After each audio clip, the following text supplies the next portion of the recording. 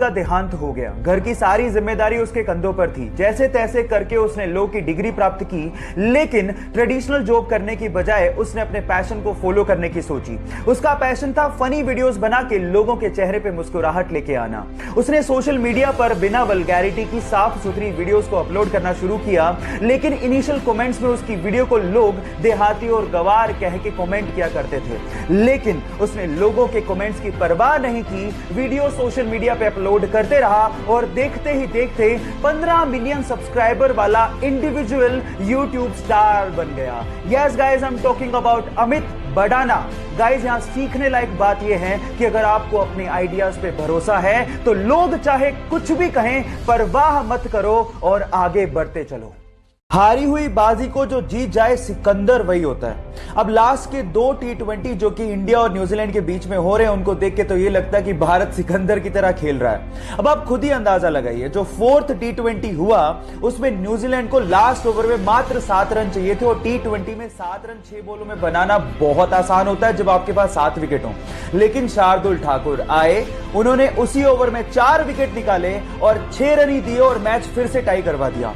अब एक्साइटमेंट चरम सीमा पर था। सुपर ओवर में न्यूजीलैंड ने पहले खेलते हुए 12 रन बनाए और इंडिया के केएल राहुल ने पहली बॉल पे छक्का और दूसरी बॉल पे चौका मार के यह साबित कर दिया कि इंडिया ही सिकंदर है। हारी बाजी जीती कैसे जाती है, कोई कोहली और उसकी टीम से सीखे। गाइस, बिल गेट्स कहते हैं कि मैं एक एग्जाम के कुछ पेपर में फेल हो गया, लेकिन मेरे सारे दोस्त उसमें पास हो गए। लेकिन आज जो एग्जाम में पास हो गए थे वो मेरी कंपनी में काम करते हैं और मैं उस कंपनी का मालिक हूं। गाइस, ये बात आप लोग याद रखिएगा कि अगर आप गरीब पैदा हुए हो तो उसमें आपकी कोई गलती नहीं है, लेकिन अगर आप गरीब मर गए तो इसमें 100% आप ही की गलती है। इसीलिए फेल होने से मत डरो, आगे बढ़ो, गलतियों से सीखो और वो करके दिखाओ जिसकी दुनिया सिर्फ सपने देखती है। क्या कहते हो आप लोग? लिखो अभी, yes I can do it. T20 के इतिहास में मैंने ऐसा मुकाबला पहले कभी नहीं देखा। पहले तो न्यूजीलैंड को मात्र 4 बॉलों में इंडिया के खिलाफ 2 रन चाहिए थे और वो भी शमी के उस ओवर में जिसमें उसको छक्का पड़ा हो। लेकिन फिर भी शमी ने उन 4 बॉलों में 2 विकेट निकाले और 1 रन देके मैच को टाई करवा लिया। अब बात जब सुपर ओवर तक पहुंची तो हालात ये थे कि इंडिया को 2 बॉलों में टोटल 10 रन की रिक्वायरमेंट थी जीतने के लिए। सबको लगा मैच हाथ से निकल गया, लेकिन स्ट्राइक पर थे रोहित शर्मा और लास्ट के 2 बॉलों पर 2 छक्के जड़ के जबड़े से जीत को निकाल के लेके आ गया।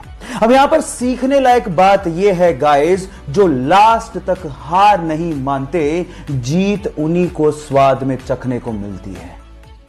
2017 के वर्ल्ड बैडमिंटन चैंपियनशिप फाइनल में जापान और भारत की महिला खिलाड़ी आमने सामने थी, जहां पर भारत की ओर से फाइनल खेल रही उस लड़की का सपना था कि देश को चैंपियनशिप जितवाए, लेकिन जापान की ओकुहारा ने उसे 3 सेटों में हराकर उसके सपने को चूर-चूर कर दिया। लेकिन उस लड़की ने हार नहीं मानी और मेहनत की। फिर से 2019 में उसी जापान की लड़की से उस भारत की लड़की का मुकाबला फाइनल में हुआ, लेकिन इस बार मात्र 36 मिनट में सीधे 2 सेटों में उसे हराकर अपनी हार का बदला लिया और भारत को चैंपियनशिप जिता के भारत का नाम रोशन किया। Yes, I am talking about PV Sandhu. Guys, यहां सीखने लायक बात यह है कि कई लोग हार को पचाकर बैठ जाते हैं, लेकिन कई लोग इतनी मेहनत करते हैं तब तक जब तक उस हार को जीत में बदल ना दे। चाइना के वुहान सिटी के मीट मार्केट से निकला कोरोना वायरस आज पूरी मानव जाति के लिए खतरा बना हुआ है, लेकिन यह मानव जाति को और नुकसान ना पहुंचाए इसके लिए चाइनीज गवर्नमेंट ने 2 रिमार्केबल काम किए हैं जो आप लोगों को सुनने चाहिए। नंबर 1, 6 दिन में 1000 बेड का हॉस्पिटल तैयार करना। इतना बड़ा कंस्ट्रक्शन मात्र 6 दिन में करना इम्पॉसिबल सा टास्क है, लेकिन चाइनीज गवर्नमेंट और वहां के लोग ये काम कर रहे हैं ताकि लोगों को प्रोटेक्ट किया जा सके। ये बहुत बड़ी बात है। नंबर 2, जहां पर यह वायरस बहुत तेजी से फैला है, जिन सिटीज में यह फैला हुआ है उसको बाकी वर्ल्ड से आइसोलेट करने का काम भी उन्होंने किया है। कम से कम 7 करोड़ लोगों को उन्होंने हाउस अरेस्ट कर दिया है ताकि बाकी लोगों को इससे बचाया जा सके। और यह रिमार्केबल वर्क है जिसके लिए हमें चाइनीज गवर्नमेंट की तारीफ करनी चाहिए। बेंगलोर का एक कॉमन मैन जो पेशे से नाई है, उसने अपने हार्ड वर्क की बदौलत ऐसा अनकॉमन अचीव किया है जिसे आप सुन के हैरान रह जाएंगे। उसके पास टोटल 378 कारें हैं, जिसमें से 120 कारें लग्जरियस हैं, जैसे कि Rolls Royce, BMW, Jaguar, Audi. ये उसकी कारों के जखीरे में शामिल हैं। अब आप लोग सोच रहे होंगे कि ये सब उसे विरासत में मिला होगा। नहीं, 14 साल की उम्र में वो अखबार और दूध बेचने में मजबूर था। पापा के नाई के बिजनेस को वो आगे बढ़ा रहा था, लेकिन वो लाइफ में कुछ बड़ा अचीव करना चाहता था। फाइनली उसने रेंटल कार का बिजनेस शुरू किया और देखते ही देखते वो बेंगलोर में सबसे बड़ा रेंटल कार बिजनेस बन गया। Yes guys, I am talking about Ramesh Babu. यहां सीखने लायक बात यह है कि अगर आप हार्ड वर्क और अपने आप पे बिलीव रखते हो तो लाइफ में कुछ भी अचीव कर सकते हो। प्लेन को मुंबई से कराची होते हुए न्यूयॉर्क जाना था। जैसे कराची में 30 के हॉकी ओलंपिक